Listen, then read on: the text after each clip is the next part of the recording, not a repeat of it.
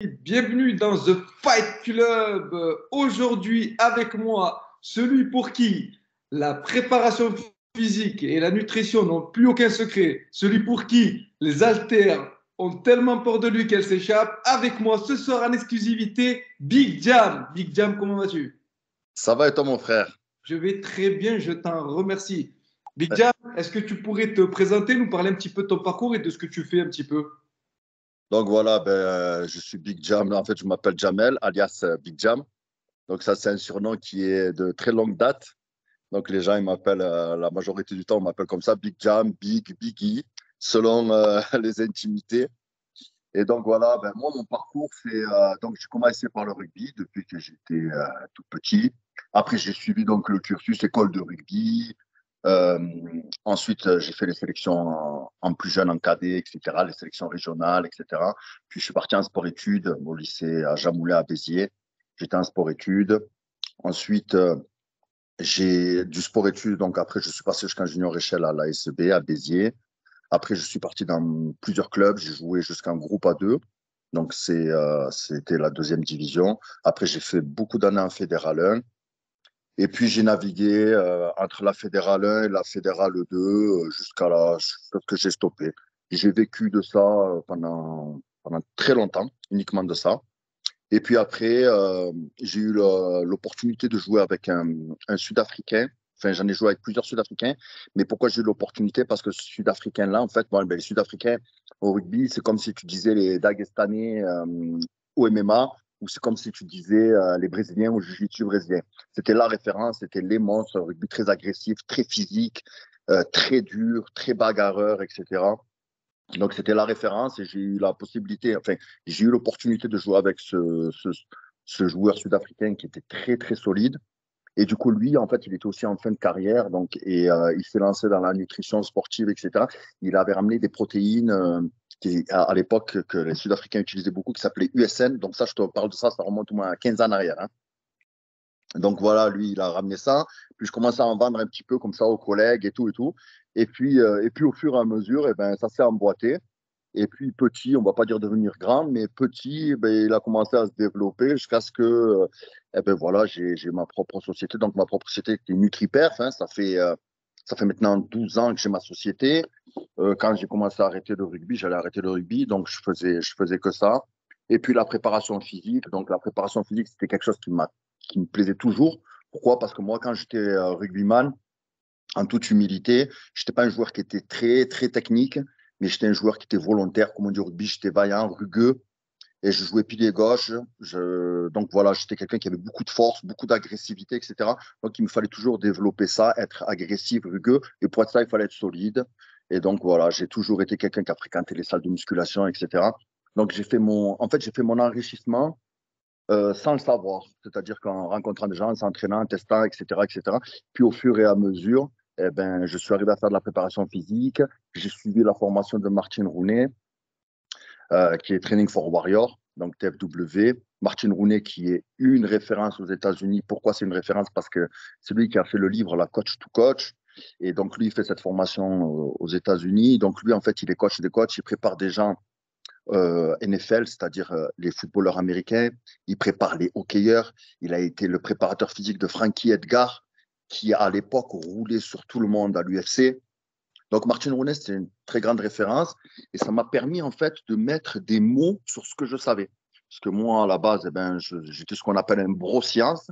Un broscience, c'est quelqu'un qui est capable de te dire fais ça parce que ça marche. Pourquoi? Je ne sais pas en fait. Mais je sais que ça marche. Pourquoi? Parce que je l'ai essayé avec plusieurs personnes et ça fonctionne. Mais vraiment, en fait, les termes, on va dire les termes scientifiques, expliquer la biomécanique, la biochimie, etc. En fait, ça, c'était beaucoup plus compliqué. C'est pour ça qu'on dit les brosciences. D'ailleurs, aux États-Unis, il y en a énormément des brosciences. Et souvent, ce sont eux les plus respectés. Alors, il ne faut pas sous-estimer la science, mais il ne faut pas la mettre en avant tout le temps. C'est-à-dire qu'il y a des préparateurs physiques, on va leur dire c'est quoi tes diplômes? Il va te dire mes diplômes. Alors, ça, c'est souvent aux States, hein. Et moi, je me suis dirigé beaucoup vers les States parce que c'est cette mentalité-là qui me correspond. Bien sûr. On va leur dire quel diplôme tu as. Il va te dire j'ai préparé lui, lui, lui, lui, lui, lui, lui. Souvent, ce sont des athlètes NCAA. Donc, par exemple, il peut y avoir athlète NCAA, ça ne veut pas dire uniquement fighter, hein. Oui, oui. C'est des mecs qui font du sport donc, au collège, c'est-à-dire que c'est un très haut niveau. Donc, les lanceurs de javelot, les lanceurs de disques, les sprinteurs, il peut y avoir multiples en fait, disciplines. Et donc, ce sont des gens qui ont préparé des gens qui ont fait les Jeux Olympiques, des gens qui ont été champions NCAA, des gens qui ont pratiqué leur sport en fait, à très haut niveau. Donc là, ce n'est pas uniquement du bodybuilding, etc. Donc, moi, automatiquement, j'ai naturellement vers ce style de coaching. Pourquoi? Parce que ces gens, en fait, si on parlerait comme ça sur les réseaux sociaux, comme ils parlent, c'est-à-dire les gens avec qui je suis, ben, en France, ça serait très, très cru pour eux. C'est très, très dur d'admettre. Et aux États-Unis, c'est pas du tout cette mentalité-là. Aux États-Unis, il faut être ferrailleur, il faut être besogneux, il faut travailler. Et si tu as, eh ben, on va dire bravo, il a mérité. Oui, Parce que si tu ne fais pas, tu n'as pas. Tandis qu'ici, bon, ben, c'est un peu mentalité différente. Alors, la France, on dit la mentalité latine, mais c'est pas vrai. Par exemple, les Italiens, sur beaucoup les formations aux États-Unis, et les Français, moins, etc. Donc, ce n'est pas une mentalité spécialement latine. Par exemple, les Italiens, au niveau de la préparation physique, ils sont à des années-lumière en avance par rapport à la France, par exemple. Donc, voilà, c'est ça un petit peu mon parcours. Ensuite, eh ben, quand j'ai arrêté le rugby, ben, je faisais de la lutte. J'ai fait du jiu-jitsu brésilien, j'ai fait du grappling. En fait, j'ai fait beaucoup de choses. Donc, en jiu-jitsu brésilien, je suis ceinture violette. oui, J'ai fait des résultats donc en master. J'ai fait en ceinture bleue vice-champion du monde à Abu Dhabi. J'ai gagné pas mal de Open IBJJF, donc qui est la fédération de jiu-jitsu brésilien. En grappling, eh ben, j'ai fait en ceinture bleue, j'ai été champion d'Europe à Rome, en Nogi, IBJJF. J'ai été vice-champion panaméricain, donc de tout le continent américain, à New York.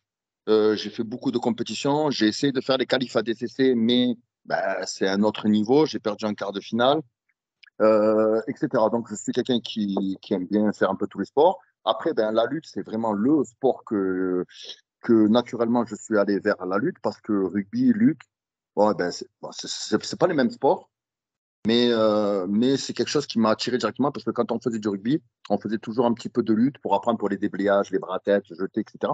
Donc, je suis allé naturellement vers la lutte jusqu'à, ben, j'ai eu l'opportunité d'avoir lutté en première division avec le club de Saint-Irex. Donc, pour moi, c'était quelque chose d'énorme en fait. Très très dur. C'est un niveau qui est très très élevé, très très dur. Mais j'ai eu l'opportunité d'y participer et j'ai fait pas mal de tournois où j'ai pu essayer de mettre à l'épreuve justement ce que je travaille. Donc la lutte, c'est un sport qui est très très très très difficile. C'est très dur d'évoluer. C'est très très dur parce que on peut.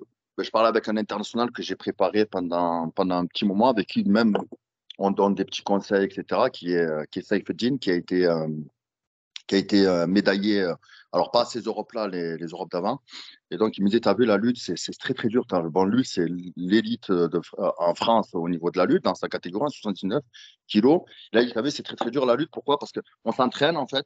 Puis les gens ils veulent aller en compétition, sauf qu'en compétition, ils se retrouvent à marquer 0 points. Je me suis retrouvé à marquer des 0 points, alors qu'à l'entraînement, ça marchait. Et au fur et à mesure, c'est comme ça qu'on se construit. Alors, soit on a le mental, soit on lâche. Et beaucoup de combattants MMA, etc., quand ils voient Khabib, ils voient ça, ils disent demain, je vais faire de la lutte. Mais quand ils vont vraiment dans un club de lutte, ils sont mis à mal. Après, ils disent on n'a pas trop le temps. De toute façon, il y a les transitions. Et puis, de toute façon, la lutte, c'est pas trop pour machin, etc. Et on esquive. C'est un sport qui est très difficile, mais c'est un sport qui me plaît énormément. J'en continue à en faire et je m'entraîne et je prépare des gens qui font de la lutte à très haut niveau. Et donc, je me régale. Donc, ça, c'était un peu pour mon parcours personnel. Tu as bien résumé ton parcours et c'est assez intéressant parce que tu as plusieurs expériences. Toi, au niveau du sport en général, tu es passé par plusieurs domaines. La question que j'ai pour toi aujourd'hui, Big Jam, c'est pourquoi t'être spécialisé dans la préparation de combattants? Alors pourquoi je me suis parce que j'ai toujours été un combattant en fait dans l'âme. C'est-à-dire que les gens qui me côtoient au rugby, ben ils savaient que j'étais un combattant comme par exemple mon ami Yazid Chouchan, sauf que lui, ben il est beaucoup plus jeune que moi, donc lui ben il combat en MMA par exemple parce qu'il est beaucoup plus jeune, il a encore le tonus. Et d'ailleurs on peut le voir que quand il combat, en fait il met ses qualités de rugbyman à l'œuvre en fait. Pourquoi? Parce que c'est quelqu'un qui était au rugby, qui était très craint. C'était quelqu'un qui est très rugueux, malgré qu'il jouait trois carrels. C'était quelqu'un que, quand au rugby, il y a beaucoup de général, hein, beaucoup de bagarres générales. Donc, général, c'est beaucoup de bagarres générales, etc. C'est quelqu'un qui venait maillotcher, comme on disait, il venait au charbon. Et donc, naturellement, ben, il est allé au MMA et ça lui réussit plutôt pas mal. Lui, il est un combattant. Moi, j'ai eu des petites opportunités à combattre et puis chaque fois, les combats ont été annulés pour X raisons. On va pas les citer, mais des gars qui venaient pas ou ont refusé, etc. Et donc, voilà, j'ai pas pu faire ça. Mais naturellement, en fait, ben, ma mentalité, ma façon d'être, mon comportement m'a amené, ben, ça s'est fait naturellement. En fait, je me suis pas réveillé un jour, je me suis dit, ah ben, je vais préparer des combattants. Non, ça s'est fait naturellement, en fait. Voilà. Et puis, j'ai l'opportunité aussi de m'entraîner. Donc, là où j'ai exercé le grappling, etc., je m'entraîne à la bonne école. La bonne école, ben, c'est des combattants, dont Elias, Laïtzer, Moumen. Ben là, il y a Hugo qui a fait le Cage Warrior. On a Alan qui va faire demain le GFA, etc. Donc, la bonne école, ben, on n'a plus besoin de trop en parler en France, tout le monde connaît. Donc, voilà, naturellement, j'étais là et puis ça emboîtait le pas et je me suis retrouvé avec eux et à faire le préparateur physique. Je comprends totalement. Et on profite de l'occasion pour saluer déjà dans un premier temps Yazid, que je connais personnellement et qui comme tu as dit, on sent le rugbyman qu'il a été, notamment dans ses projections au sol. J'en avais déjà parlé. Tu parles de la bonne école avec Laïd, que j'ai pu avoir aussi. Je salue personnellement Amine, le coach Amine, qui effectue un travail franchement de très haut niveau et de très grande qualité. Aujourd'hui, toi, Big Jam, quand tu prépares un combattant, justement, comment tu articules à la fois la préparation physique et nutritionnelle en termes de point de départ, quelles sont les informations que tu prends pour pouvoir programmer quelque chose avec le combattant? Alors moi, comme je te dis, moi j'ai la formation et j'ai le mindset United States. Donc voilà, c'est les États-Unis. Donc je prends un gars, je lui dis, bon, ok, d'accord, tu veux faire de la préparation physique, tu veux devenir fort, tu veux. Donc la première chose que je lui explique, c'est comment je vais procéder pour que, en fait, tout ce trop plein d'images qu'il a avec Instagram, tout ça, ça soit annexé, tu comprends? Il faut qu'il vraiment, et on redevienne sur le basique. Les États-Unis, c'est le basique. Et si on n'a pas de socle, on ne peut pas construire la maison. Si on n'a pas de fondation, on ne peut pas construire la maison. Donc, ce que je lui demande ses perfs. La première chose, c'est ses perfs et ses échéances. Est-ce qu'on est loin de l'échéance ou est-ce qu'on n'est pas loin de l'échéance? Si on est loin de l'échéance, je vais lui demander ses perfs. Comme ça, je sais qu'à 99% en France, 99%, je laisse 1%, 99% n'ont pas ce socle de force. Parce que la mentalité est un petit peu, en fait, restreinte à ce niveau-là. Qui dit pour eux force dit ralentir, dire prendre du muscle, donc devenir un bodybuilder, etc. Donc, leur approche à ce niveau-là est totalement erronée. Donc, ce que je fais, ce que je demande, si on est loin de l'échéance, je demande ses performances, ses max, tout simplement. Max sur les mouvements polyarticulaires de base, donc le soulevé de terre, le développé couché, le militaire strict le squat, le développé militaire, le soulevé de terre et le développé couché. Donc je lui demande ces quatre mouvements polyarticulaires pour savoir, après j'ai mes références, pour savoir est-ce que c'est un homme fort ou pas. À partir de là, je vais pouvoir axer la préparation. Si c'est quelqu'un qui est un homme fort, ben on va continuer à travailler sur ses points forts, mais on va améliorer ses points faibles pour que ses points forts soient encore plus forts. Si c'est quelqu'un qui n'a pas de base du tout, ben on va monter, on va construire la maison. Si c'est quelqu'un qui a une échéance pas loin, et alors que ça m'arrive, et qui veut travailler avec moi, je vais lui demander ce qu'il a fait en amont. Oui. Parce que je ne peux pas arriver lui inventer un programme sans savoir ce qu'il a fait. Sachant que je sais plus ou moins comment les gens se préparent. Parce que ben, je cherche, je vais dans les clubs, je tourne, je vois ce qui se passe. Donc je sais plus ou moins, mais je demande des précisions pour que je puisse amener en fait à un niveau de performance correct. Sachant qu'un niveau de performance, pour avoir un réel niveau de performance, en fait, je parle là qu'au niveau de la préparation physique. Hein, ben, en fait, on ne peut pas amener un niveau de performance sur 4 semaines.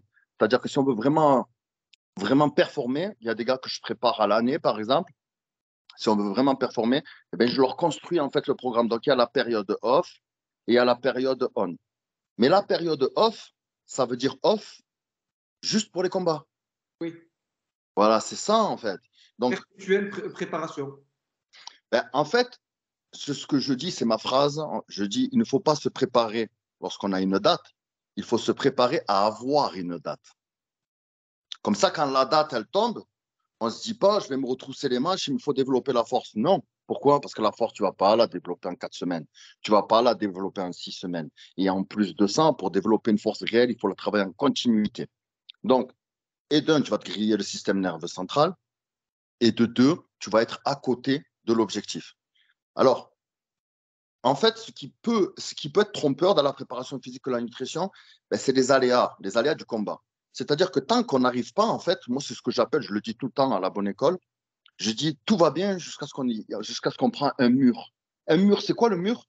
C'est un gars qui a une team, c'est un gars qui a un plan, c'est un gars qui a un préparateur physique, c'est quelqu'un qui travaille en amont, c'est quelqu'un qui, l'année dernière, il était à cette échelle, l'année d'après, il est à l'autre échelle. Pourquoi? Parce que tout est cohérent. Et là, quand on tombe sur ce mur, on se dit, merde, je crois que j'ai raté mon coaching.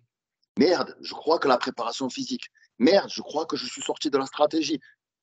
Donc, en fait, pour éviter ces problèmes-là, il faut avoir des programmes cohérents, mais il faut surtout rester basique, en fait. Il ne faut Oui. rien inventer. Donc, c'est ça, en fait, ma fonction de, ma manière de travailler avec les athlètes, pour répondre à ta question. C'est intéressant ce que tu évoques en parlant de tout ce qui est mouvement polyarticulaire, de tout ce que tu prends comme élément de base pour pouvoir établir un programme avec le combattant.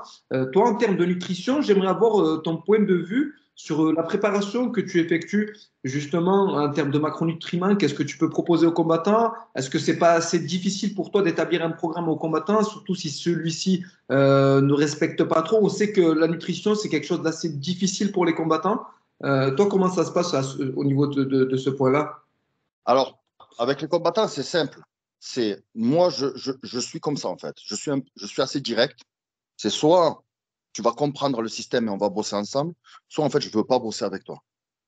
Je pars du principe que quand on est un combattant et quand on se dit professionnel, il n'y a pas besoin de revenir sur c'est dur, c'est pas dur. Si c'est dur, tu ne fais pas ça, change. Si tu veux chercher la facilité, ben aujourd'hui, tu vas chercher la facilité dans la nutrition. Demain, tu iras chercher la facilité dans autre chose. Ça reflète l'état d'esprit. Et quand la dureté va arriver, ben, elle n'existera plus. Donc, en fait, ce que je mets, j'établis une règle. C'est-à-dire, je dis, bon, on va travailler ensemble. OK. Avant que j'établisse un programme, avant que je pose des questions, etc. Tu veux qu'on travaille ensemble? OK. Tu vas suivre ce que je te dis à la lettre? Oui. Je ne vais pas te reprendre. Si je te dis rendez-vous vendredi, on fait une pesée et tu me fais le détail de ta semaine, ce n'est pas à moi de l'appeler et de lui dire alors, en fait, je viens aux news, qu'est-ce qui se passe? Tu as oublié. On ne peut pas oublier ça. Ce n'est pas possible pour moi. Donc, soit on est carré, soit on n'est pas carré. Donc, c'est vrai qu'il y a des sportifs, enfin, il y a des combattants qui ont du mal avec la nutrition. Il y a des combattants qui ont du mal avec la nutrition. Pourquoi, justement? Parce que j'avais fait un feed sur ça sur Instagram. Et en fait, ils veulent trop copier. C'est-à-dire que quand ils voient, par exemple, les combattants de l'UFC, les combattants de l'UFC, il y a des gars, ils arrivent de 100 kilos, ils vont combattre à 84 kilos. Ils les voient, ils se tuent au sauna, ils se tuent à la fin de la semaine pour pouvoir être au poids. Qu'est-ce qu'il se dit? Il se dit, ce gars n'a pas préparé son corps, en fait. Il arrive, il mange comme un gros sac, et à Oui. partir de dimanche, il commence à s'inquiéter pour le jeudi, pour la pesée, par exemple. Du coup, en fait, tout est désordonné. Alors que non, en fait, il faut amener le corps à pouvoir se préparer pour arriver au poids. Mais en plus de ça, en étant logique, il faut une hygiène de vie. C'est-à-dire que quand on est en préparation, moi, je fais en sorte d'optimiser la préparation. Pas de blessure, c'est ça, optimiser, pas de blessure et être performant. Parce que si à l'entraînement, pendant la préparation, on n'est pas performant, le moral est chute, on commence à se poser plein de questions, le stress commence à arriver, etc. En plus du stress du fight. Donc, moi, ce que je veux, c'est que le gars il soit performant. C'est-à-dire que je travaille, par exemple, là, avec Miki Mouhib, j'ai travaillé avec lui là, pour cette période de Ramadan. Il va combattre le 6 mai ou 7 mai. C'est quelqu'un que j'ai préparé pour la ceinture européenne de l'Union européenne en boxe anglaise. La boxe, c'est un des gars les plus professionnels que j'ai côtoyé. Bon, la boxe anglaise, pour arriver à ce niveau-là, ils sont très pointus. C'est vraiment, la boxe anglaise, c'est vraiment, c'est pas que c'est plus difficile que notre sport. C'est très exigeant, c'est très dur. Les sports olympiques sont beaucoup plus durs pour moi que le MMA. Le MMA, tu peux briller, te retrouver dans une organisation, après tu disparais. La lutte, les sports olympiques, si t'es pas tout le temps en perpétuelle remise en question et à essayer d'être le plus haut possible dans le niveau, c'est très difficile. Ben bref, dans tous les cas, eh ben, je prépare avec lui. J'ai préparé et on a changé sa façon de faire. Et puis finalement, qu'est-ce qu'il me dit? Il me dit, mais merci. J'ai fait avec Samy. Samy, c'est quelqu'un qui a énormément, c'est quelqu'un qui a un caractère énorme, qui est une pile électrique. Bon, c'est la famille, je le connais par cœur. Mais c'est une pile électrique, c'est quelqu'un qui a un caractère chaud bouillant. Lui, qu'est-ce qu'il fait? Il est très costaud, il est petit, il est tassé, très musclé, très dense. Donc, lui, qu'est-ce qu'il faisait? Il faisait à l'arrache. J'ai dit, frérot, on va arrêter tout ça maintenant. Tu vas préparer ton corps, tu vas me faire une hygiène de vie. Comme ça, il n'y a pas de blessure, il n'y a pas de ceci, il n'y a pas de cela. Et je lui dis, t'as vu, on va commencer là comme ça. Tu vas être un peu fatigué, mais tu vas être fatigué que mentalement. Il a fait la semaine, il me dit, ouais, je suis un peu fatigué. Je dis, tu sais, la semaine prochaine, tu vas être au max. Ah ouais? Je dis, oui, tu vas être au max. Et tu vas faire ça. Je parlais avec lui et lui, il retransmettait à son préparateur physique. J'ai dit, tu vois là, on arrive à 3 jours du cut ou 4 jours du cut, tu vas aller faire une séance de force et tu vas faire ça, ça, ça, et tu verras que tu auras du gaz. Il a fait sa séance de force, il m'a dit, j'ai passé les mêmes reps que je faisais ça. Pourquoi? Parce qu'en fait, cette nutrition-là, elle te permet, alors oui, c'est sûr, on va plus manger de burger, on va plus faire d'extra, on va plus faire ça, pour après se tuer dans le sauna et sortir avec un cœur qui est ratatiné, etc. On prépare une alimentation de sportif. Et là, les 2, 3 derniers jours, ben, on perd le poids et après, on refait la recharge pour arriver en amont et être carré. Donc, en fait, c'est tout simple. Il faut être 100% professionnel. Je te rejoins totalement sur ce que tu dis. Je trouve que c'est plus simple d'avoir une hygiène de vie qui te prépare à arriver à un combat plutôt que de changer d'hygiène de vie du jour au lendemain pour préparer un combat. Je pense que on instaure un peu des traumatismes au corps qui ne lui sont pas naturels. Et c'est assez intéressant ce que tu évoques. Aujourd'hui, toi, Big Jam, tu prépares énormément de combattants.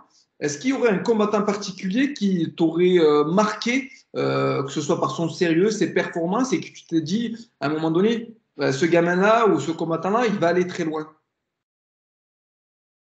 Alors, des gens qui m'ont. Alors, aller très loin, je, je, je leur souhaite. Est-ce que je peux dire qu'ils peuvent aller très loin? C'est compliqué parce qu'il y a beaucoup d'autres paramètres autour. Maintenant pour moi, j'ai rencontré des gens qui, pour moi, étaient des soldats, en fait. Des soldats. Le premier, c'était Elias Bou. On préparait la ceinture des 61 kilos contre Loman. On avait un très, très long voyage à faire jusqu'aux Philippines, à Manille. C'était un traquenard, un décalage horaire énorme, une chaleur de ouf. Il fallait perdre énormément de poids. Et on a utilisé une méthode qu'il n'a jamais utilisée. Et c'était un soldat. C'est-à-dire qu'il était dans le dur. Mais si je lui faisais donc la préparation physique et la nutrition, je disais demain, il faut aller faire les sprints. Demain, il va faire les sprints. Aujourd'hui, tu vas manger ça, il mange ça. Demain, tu vas manger ça, il mange ça. Dur, pas dur, fermer sa gueule, c'est un soldat. Yanis Gemouri, c'est le cutter pour moi. C'est le cutter. On dirait que même il kiffe faire ça, en fait. C'est-à-dire que lui, il me dit, Big Jam, il me reste 10 kilos, 12 kilos, il a le sourire. Les Lyonnais sont un peu comme ça. Enfin, les Lyonnais, pas tous les Lyonnais, hein, mais je parle, moi, des Lyonnais que je côtoie. Donc, Yanis, Fares, c'est des gens qui sont comme ça. En fait, ils kiffent. Donc, lui, pour moi, c'est un soldat. C'est-à-dire, tu fais ça, il fait ça. Fais ça, il fait ça. Il fait, il ferme sa gueule. Laïdzer, c'est le même. Laïdzer, je lui dis, tu vas faire ça le lundi, il ne m'appelle plus jusqu'au vendredi ou quand on se voit à la salle.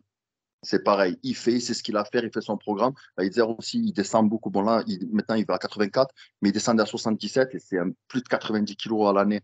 Donc, avec une grosse masse aussi, donc c'était assez compliqué de le faire descendre. Il y a des gars qui sont comme ça. J'en ai un, j'ai Sacha Marguerite. Alors, lui aussi, il est impressionnant. Lui, il combat en 57 kilos, il faut qu'il soit 55 kilos 5. Il descend de 70 kilos. C'est un animal. Alors lui, il est en équipe de France Newaza. C'est vraiment un animal. D'ailleurs, les gens, quand ils ont vu les photos, quand il a commencé, comment il est à la fin, on a l'impression il va tomber dans les pommes, il va mourir. Mais non, il est, ça prend un coup, mais il est là. Donc lui, pour moi, c'est vraiment un guerrier. Samy, bon, ben, c'était la première fois qu'on a travaillé ensemble, mais maintenant, il va s'habituer, il sait, il est plus à l'aise. Mehdi Coco, et c'est Mehdi Coco, donc Mehdi Mouhib, là, qui est le boxeur pro en anglais professionnel, c'est le gars le plus pro que j'ai côtoyé. C'est-à-dire que c'est quelqu'un, je parle avec lui au téléphone, je lui envoie son programme. Quand il a son programme, en fait, il le met pas juste comme ça avec lui en PDF, il regarde le programme, non. Il reprend un papier, il note, il m'appelle, il me demande les détails, pourquoi ceci, cela, quand, machin, etc. C'est quelqu'un qui note tout, qui est très carré. Pour moi, c'est le gars le plus pro que j'ai jamais vu. À ce niveau-là, hein, de la perte de poids, il est très professionnel.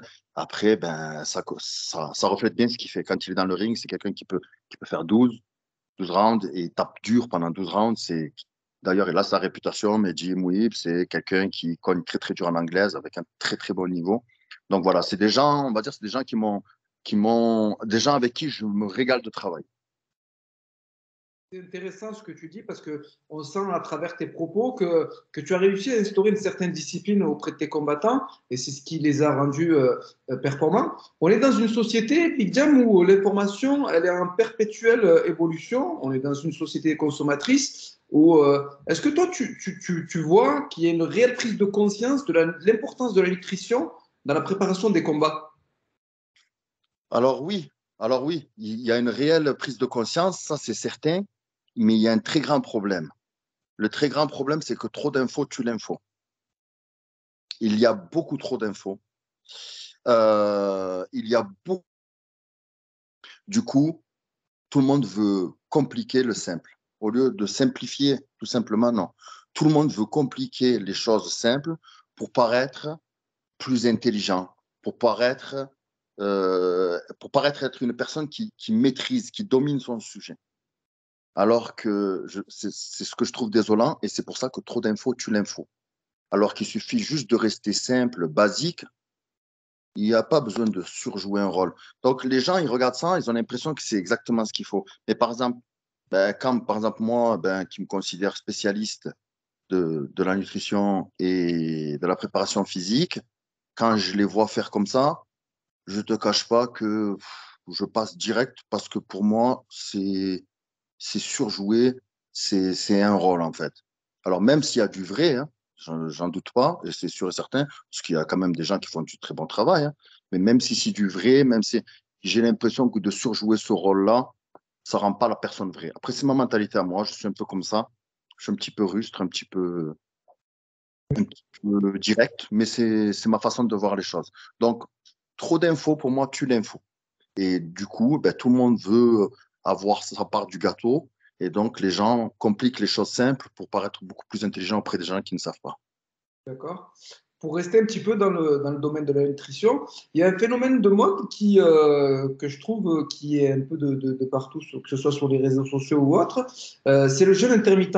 J'aimerais avoir ton point de vue sur ce type sur le jeûne intermittent et aussi sur le cyclage des glucides. Est-ce que toi, c'est quelque chose que tu utilises ou alors c'est quelque chose que tu mets totalement de côté?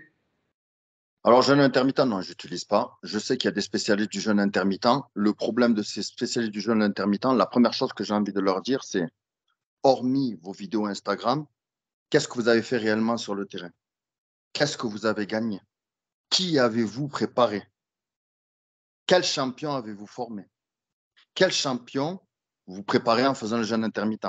Qu'est-ce que tu as gagné toi en faisant le jeûne intermittent? Alors oui, mettre des vidéos sur Instagram et préconiser le jeûne intermittent, etc. Sans doute, tant mieux s'il fait le buzz, ils font de l'argent, pourquoi pas? Et la réalité des choses, c'est une question tout simple que j'ai moi en fait à cette question que tu me poses, c'est qui as-tu préparé? Toi, qu'as-tu gagné en prétendant faire le jeûne intermittent? Moi, je ne suis pas pour le jeûne intermittent, je ne suis pas pour les effets de mode. Je ne néglige pas la science, jamais. Il faut de la science. Mais les effets de mode, en fait, pour moi, c'est comme les paires de baskets, c'est comme les habits. Aujourd'hui, il y a une marque, demain, il n'y en a plus. C'est une autre marque qui monte. Mais ça, le pantalon, par contre, il reste toujours là. Donc, c'est juste la mode. Aujourd'hui, avant, c'était les pattes d'Ève. Maintenant, c'est des pantalons troués tout le temps. Non, moi, je mets un pantalon comme je mettais depuis toujours, par exemple, tu vois. Donc, pour moi, ce qui a toujours marché, c'est ce qui existe depuis toujours. Et après, les petits trucs de mode, etc., ben, on les rajoute pour pouvoir justement améliorer. Bien sûr, il y a des choses à améliorer, mais par exemple, le jeûne intermittent, je préconise pas du tout le jeûne intermittent. D'accord. Je vois que tu suis. Sur la diète cyclique, Oui. alors la diète cyclique, c'est beaucoup plus complexe que ce que les gens pensent. La diète cyclique, pour moi, elle est maîtrisée. C'est qui les spécialistes de la diète cyclique? Ce sont les bodybuilders, mais alors les bodybuilders de très haut niveau. C'est-à-dire, quand je dis très haut niveau, ça ne veut pas dire forcément en compétition. C'est des bodybuilders qui ont une très grande expérience du fer. C'est des bodybuilders qui, sans faire de compétition, ils aiment être déchiquetés, ils aiment être solides, ils aiment. Et c'est eux qui maîtrisent la diète cyclique. Beaucoup de gens disent, je suis en diète cyclique. J'ai envie de dire, arrête tes conneries.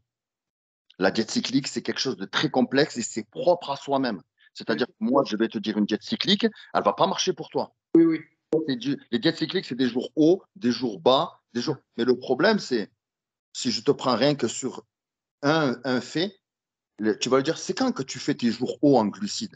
Il va te dire, mes jours hauts en glucides, ben, je vais les faire quand je fais le développé couché, quand je fais les squats. Quand je fais, c'est mes jours hauts. Et les jours bas, c'est mes jours de repos. Et je lui expliquerai juste une chose, je lui demanderai qu'une chose. Je lui dirai en fait, les jours où tu t'entraînes à la salle, ce sont des jours de formation. Les jours où tu te reposes, ce sont les jours de construction. Pourquoi ton jour de construction, tu serais faible en glucides et ton jour de formation, tu serais haut en glucides? Alors que peut-être, ton jour de formation, tu peux être un peu faible en glucides pour justement développer certaines hormones et ton jour de construction, être un peu plus haut en glucides.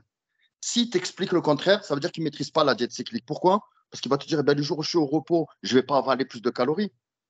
Et donc là, tu vois, c'est ça le piège. Il va commencer à tomber dans les calories. Du moment qu'il tombe dans les calories, tu sais qu'il n'y a pas de diète cyclique, mon frère. Je suis totalement d'accord avec toi, je te rejoins sur ce point-là. De toute façon, comme tu dis, c'est propre à chacun. Le cyclage des glucides, la consommation de macronutriments, elle est propre à chacun. Ça, c'est intéressant. Maintenant, ce que j'ai envie de voir avec toi, c'est, toi, aujourd'hui, Big Jam, tu prépares beaucoup de combattants, tu prépares aussi des personnes lambda. Est-ce que justement, c'est pas assez difficile de suivre énormément de personnes? Alors, ben, je suis connu pour ne pas suivre énormément de personnes, en fait. Pourquoi? Parce qu'il y a des personnes, je dis non, je ne peux pas travailler. Il y a des personnes je dis, je suis complet, je ne peux pas parce que j'aime être focus, en fait. Sinon, je ferai un programme unique. C'est ce qui se fait d'ailleurs, hein. Bien sûr. Vraiment, hein. Que tu combattes dans des grandes organisations ou que tu combats dans ta salle de sport, les gens font le même entraînement. Donc, on le sait, on le voit, on sait qui c'est. Il n'y en a pas qu'un seul, il y en a plusieurs. Donc, du coup, ça peut le faire, bien sûr, ça marche, hein. Ben, tu m'achètes un programme, tu m'achètes pourquoi? Parce que j'ai préparé un tel. Mais est-ce que moi, je vais te donner la préparation physique que j'ai donnée? Par exemple, j'ai 3 gars que j'ai préparés pour le jiu-jitsu. 3 gars. Ben, ces 3 gars-là, ils peuvent se contacter, aucun n'a le même programme. Pourquoi? Parce que personne, aucun n'a les mêmes points forts et les mêmes points faibles, en fait. Donc, c'est soit je vais faire un vrai travail et puis on va aller vers ce travail-là, soit eh ben, je fais en fait du discount. Bon, ben, je fais un programme à 50 balles et puis je l'envoie à tout le monde. Donc, vous faites 4 squats, 3 kettlebells, 3 snatch, machin. Wow, big jump, préparation physique. Les gens, ils n'ont jamais évolué. Et ils n'ont jamais évolué, mon frère. Je l'avais dit ça, tu sais, je l'avais mis dans un post Facebook avant qu'il y ait Instagram. Je n'ai jamais vu des combattants dire aujourd'hui, j'étais à 160 au squat, demain, je suis à 200 kilos. Aujourd'hui, j'étais à 140 au développé couché, demain, je suis à 165. C'est ce qu'ils aiment, ils aiment faire les exercices de proprioception. Ils sont là, papam, sur des Swiss balls, sur des bosus, faire les échelles, avec les haltères, machin et tout. Tu le mets sous la barre, il vibre. C'est pas pour les. Alors, c'est vrai que cette façon-là, c'est un peu dur de parler comme ça. Tu dis, ouais, mais pourquoi il parle comme ça et tout? Mais en vrai, je perds plus de temps à parler comme ça. Avant, je le faisais beaucoup. Je perds plus de temps. Celui qui veut faire, il fait. Celui qui veut pas faire, il fait pas. Mais ils sont sur la mauvaise voie. Le basique, en fait, ça saute pas aux yeux. Le basique, ça fait pas vendeur. Mais par contre, tu sais qu'est-ce qui fait vendeur? Ce qui fait vendeur et le vendeur réel, c'est que quand un fighter, par exemple, il est à 80 kilos, il est par exemple, à 14 ou 15 de BF, de body fat, Oui, oui. il se retrouve, par exemple, dans sa préparation physique, à 85, 87 kilos, à 15% de BF. Un combattant qui il faisait 100 kilos au développé couché, il se retrouve à faire 140. Je prépare, qui est un frère pour moi. C'est vraiment ma famille. Abdullah Toumov, qui est lutteur de l'équipe de France, 70 kilos. 70 kilos. C'est un gars, on travaillait ensemble, on s'entraînait tous les jours parce que lui m'entraînait à la lutte. Moi, je faisais la préparation physique avec lui. Donc, on était, maintenant, il est parti à Sarreguemines pour continuer sa vie, mais il y a toujours les programmes, il travaille. C'est quelqu'un, il fait 72, 73 kilos à l'année, 74, il lutte en 74 en national et en international 70 kilos. C'est quelqu'un de 74 kilos, il lève 180 kilos au soulevé de terre. Il n'aimait pas faire du soulevé de terre. Maintenant, il aime. C'était quelqu'un, il me faisait du Zercher squat à 150 kilos. C'était quelqu'un qui n'aimait pas faire de la muscu. Pour lui, la lutte, il ne faut pas faire de la muscu. Et puis les gens, il a trouvé qu'il était plus explosif. Il a gardé sa souplesse, c'est parce qu'il a une souplesse phénoménale, une agilité incroyable, et il a le sens de la lutte. Et en plus de ça, on a rajouté du muscle et de la force. Il n'aimait pas, maintenant il aime. Je l'ai eu au téléphone il y a 2 jours. Il m'a dit, Brad, 3 fois par semaine, je vais au programme de la musculation. Et il kiffe. Et il kiffe faire des basiques, il kiffe faire du soulevé de terre, il kiffe faire du bench press, il kiffe faire de l'overhead, il kiffe faire du squat. Parce que sans ça, il n'y a rien, en fait. Je comprends totalement ce que tu dis. Et puis, ce qui est assez intéressant, c'est que toi, on sent vraiment que tu es dans l'individualisation du programme pour le combattant, que tu es là dans un accompagnement pour le faire évoluer et que tu lui apportes une réelle prise de conscience pour lui. On arrive dans un mois qui est assez important, le mois du Ramadan, pour tous les combattants qui sont musulmans ou qui pratiquent le Ramadan. Déjà, je voudrais voir avec toi comment tu articules justement la préparation pendant le Ramadan. Dans un premier temps, j'aimerais parler avec toi de la préparation physique pure. Alors, la préparation physique pure, en fait, c'est assez compliqué. C'est assez compliqué à comprendre. C'est simple, en fait, mais c'est assez compliqué à ce que ce soit incorporé dans le cerveau. Il n'y a pas, en fait, de temps approprié pour s'entraîner, genre s'entraîner avant le ftour ou s'entraîner après le fajr ou s'entraîner dans l'après-midi. Alors, il y a des gens, ils disent oui, mais on en revient toujours à la même chose. Il y a des gens, ils disent oui, je me suis entraîné pendant le ramadan et moi, c'est là où j'ai le plus de force. Je veux bien, d'accord. Mais c'est quoi le marqueur, le testeur que ce que tu as fait, c'est efficace? Et à part ces vidéos Instagram, il n'y a rien derrière. On ne sait pas, en fait. Par contre, moi, ce que je sais, c'est que s'entraîner pendant le mois du ramadan à haute intensité ou avec beaucoup de volume, c'est contre-productif. On ne peut pas dire que ce soit productif, c'est contre-productif.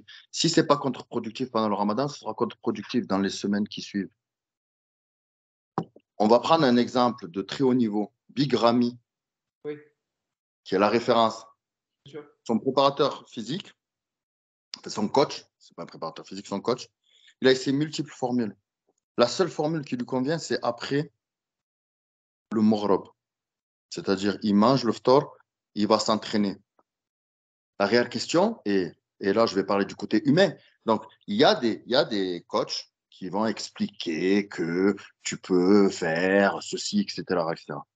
Putain, moi, je suis coach et je suis musulman aussi. Donc, qu'est-ce qui est vraiment le plus important si je n'ai pas d'échéance? C'est quoi? C'est de passer le mois du ramadan, c'est-à-dire dès que je finis mon ftor, il faut que j'aille courir à la salle de sport. Ou bien quand j'ai mangé, je me prépare pour aller à la mosquée. Il y a le côté humain aussi. Donc, je peux parler, moi. Je peux parler, je veux dire, alors, si vous le faites avant le ftor, ça vous permettra de suite rompre le catabolisme. Ensuite, donc, vous allez prendre une source de glucides, une petite soupe, etc. Un petit repas qui est assez léger. Ensuite, vous ferez un deuxième repas. Et le soir, au ftor, au fajr, vous allez faire des glucides là. Ça. Je pourrais faire ça pour faire le mignon. Mais en fait, ça, les gens, ils n'ont pas besoin que moi, je leur dise. Bien sûr. Un minimum de logique. Maintenant, je prépare par exemple Mehdi Mouhib et Samy aussi qui va combattre après le Ramadan, tout de suite après le Ramadan.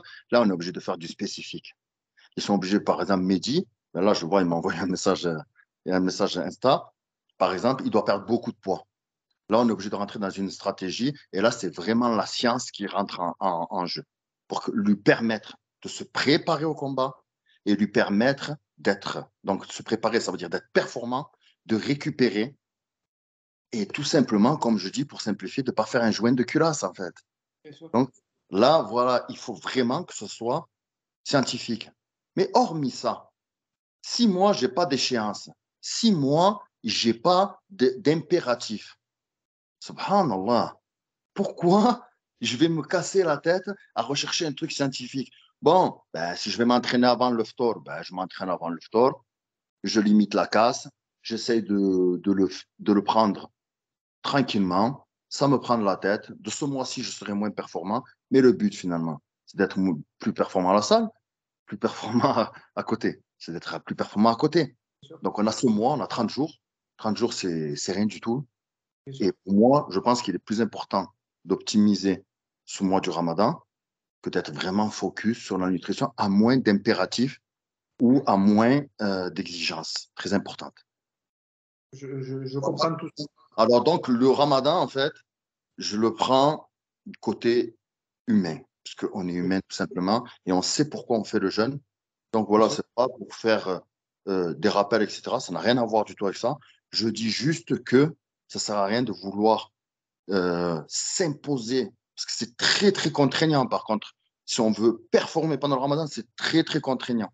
C'est-à-dire que rien que déjà, il faudrait changer son horloge biologique. Donc, il faudrait se préparer à ça, changer son horloge biologique. Ça veut dire qu'il ne faut pas travailler dans la journée pour pouvoir justement, en fait, s'entraîner la nuit, faire des micro-siestes dans la journée plusieurs fois, manger des aliments où c'est très, très dur. Parce que moi, j'aime bien, moi, les coachs, moi, qui vont nous expliquer. D'ailleurs, Yanis m'a fait rire avec sa story. J'aime bien les coachs, moi, qui vont nous expliquer ce qu'il faut manger pour le store. Il ne sait pas, nous, que quand on va faire les courses juste avant le store, tu vas dans les rayons des yaourts, même les yaourts qui te donnent envie de les dégommer. Ils n'ont pas cette sensation-là. Quand la maman, tu rentres chez toi, la maman ou la femme, ou tu sens les épices, tu sens tout ce qu'on a à manger chez nous. Ils l'ont pas, eux, ça. Ils ne savent pas. Eux. Ils ne savent pas que nos papiers sont développés, nos odeurs, etc. Tout est surdéveloppé chez nous. On a envie de tout. Alors que dès qu'on a bu un verre, on a mangé deux trucs, on a le ventre, il est ballonné. C'est sûr. Donc voilà, il y a ce côté humain aussi. Donc on peut être carré, c'est-à-dire manger une bonne source de protéines pour faire un petit peu un schéma. Mais ça, c'est vraiment le schéma basique. Et que je veux dire, il n'y a même pas besoin de moi pour le savoir ou quelqu'un d'autre. On va manger des protéines, une source de protéines, on va manger une source de glucides, on va mettre des fibres, on va manger un deuxième repas qui est assez propre. Le soir, on va mettre, avant le ftor, avant le fajr, on va mettre des glucides lents, on va mettre de la protéine à diffusion lente, etc. pour essayer. Alors, les glucides lents, les protéines à diffusion lente, etc., comme la caséine, etc. Oui, c'est très bien, mais ça ne va pas nous tenir 20 heures non plus. Hein. Donc, le temps qu'on dorme ou qu'on ne dorme plus, quelques heures passent et puis après, ben, on jeûne. Donc, voilà. Donc, pour moi, le ramadan, en fait, il doit être vraiment abordé que s'il y a un impératif pendant ou après.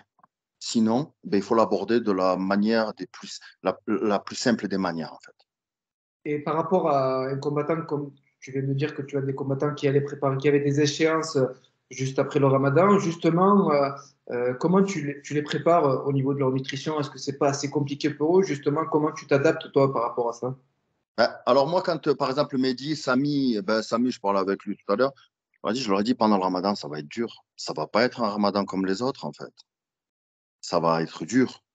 Ça va être dur parce que ces envies de sucre qu'on a au phtor, ben, faudra pas les prendre. Ces envies de tout et n'importe quoi, ben, il faudra la contrôler. Et c'est dur mentalement parce que, ben, de toute façon, tu le sais toi aussi. Hein. Bien Donc, sûr. voilà, on va la contrôler un jour, 2 jours, 3 jours, mais il y a notre entourage. Hein. Notre entourage, il ne subit pas ça. Donc, il y a notre entourage, il y a la famille, il y a les repas, il y a les bonnes odeurs, il y a tout ça qui vient. Et donc, il va falloir qu'ils se mettent dans une bulle parce que c'est très, très contraignant, en fait. C'est plus contraignant que dur pour le corps. C'est plus contraignant au niveau mental, psychologique, en fait. C'est ce que j'allais te dire, c'est une guerre psychologique où on a vraiment besoin, je pense, de se mettre dans une bulle pour pouvoir rester focus sur la préparation. Sinon, vraiment, c'est difficile parce que, comme tu l'as dit, on a ces odeurs et toute cette nourriture qui est autour et qui forcément nous donne envie après une longue période de jeûne.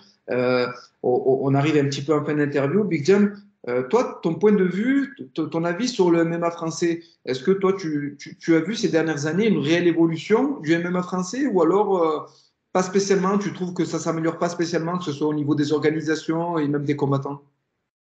Ben, au niveau des organisations, clairement, il n'y a rien à dire. Hein. Au niveau des organisations, clairement, il y a eu une évolution de ouf qui... D'ailleurs, je vois qu'il y a beaucoup d'émulation et beaucoup de stimulation autour de ça. Hein.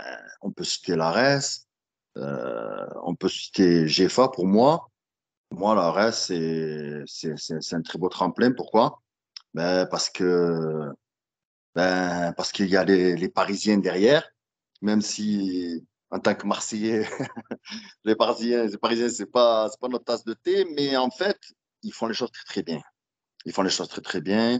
Euh, je pense même que dans l'avenir, ça va. Je vois pas pourquoi sinon. Hein. Je pense vraiment que dans l'avenir, ça va être une très belle organisation avec des très grosses cartes.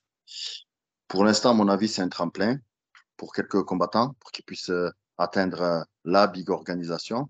Ils font ça très, très bien. Après, ben, il y a d'autres organisations. Par exemple, là, à Marseille, où il a combattu Samy, bon, c'était une carte banale, on va dire, même si tous les combattants méritent et méritent le respect. Mais l'organisation elle-même, c'est une très belle salle qui était full, très jolie cage, très beau déco, très belle ambiance. C'était bien. Là, il y a le GFA demain.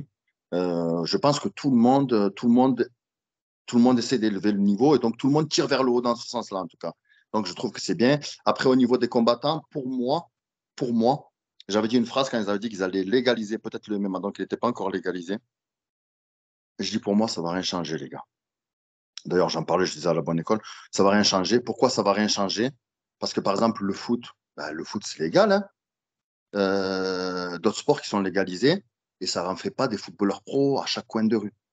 Donc, celui qui méritera d'aller au niveau, il ira. Et puis, celui qui n'a pas les capacités ou qui ne le mérite pas, eh bien, il n'ira pas. Tout simplement, en fait. Donc, que ce soit légalisé, ben, c'est bien. Ça permet d'avoir des belles organisations, ça permet d'avoir une vitrine, une belle image, etc. Maintenant, pour moi, au niveau des combattants, ça ne changera rien. Celui qui a le niveau, il ira loin. Celui qui n'a pas le niveau, ben, il restera là où il en aura les moyens et ce sera déjà fort honorable. Mais pour moi, à ce niveau-là, des combattants, ça ne change rien du tout. C'est bien d'avoir ton point de vue. C'est bien d'avoir ton point de vue, de voir un peu de la manière dont tu penses de l'évolution du MMA français. Toi, je sais que, Victor, que tu es un amoureux du MMA et de tout ce qui est, de tout ce que ça comporte, de tout ce qui est autour. Chez The Fight Club, on a une petite rubrique qui s'appelle The Perfect Fighter. C'est simple, je vais te donner 5 domaines du MMA et toi, tu me diras qui est le meilleur dans ce domaine pour toi. Allez, d'accord. Alors, au niveau de sa lutte, Temerlan Azizov. d'accord. Au niveau de son striking, Fares. au niveau de sa puissance, Anthony Salamon. d'accord. Au niveau de la sphère médiatique, Cyril Gann. d'accord. Et au niveau de son intelligence de combat. Parnasse.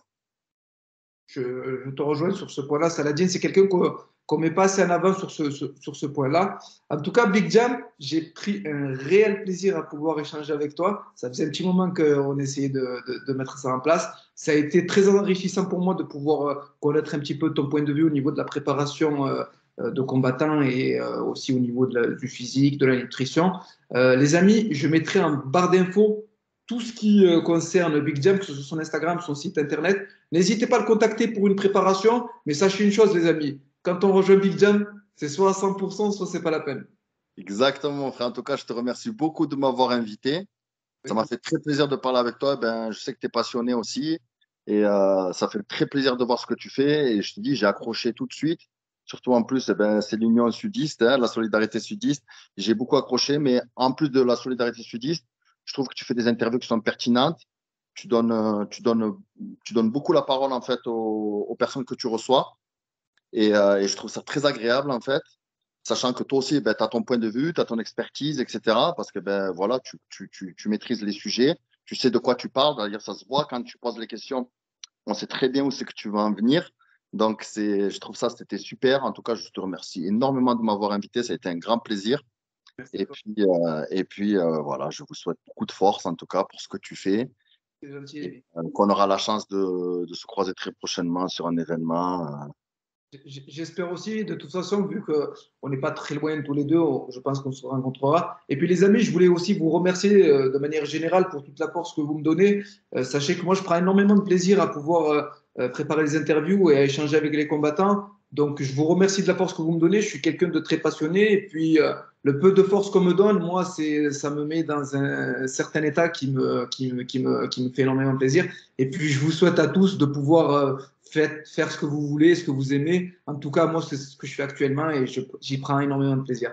Big Jam, je te remercie encore une fois et je te dis à très bientôt. Merci, à très bientôt, mon frère. Bonne soirée. Merci. Ciao, ciao.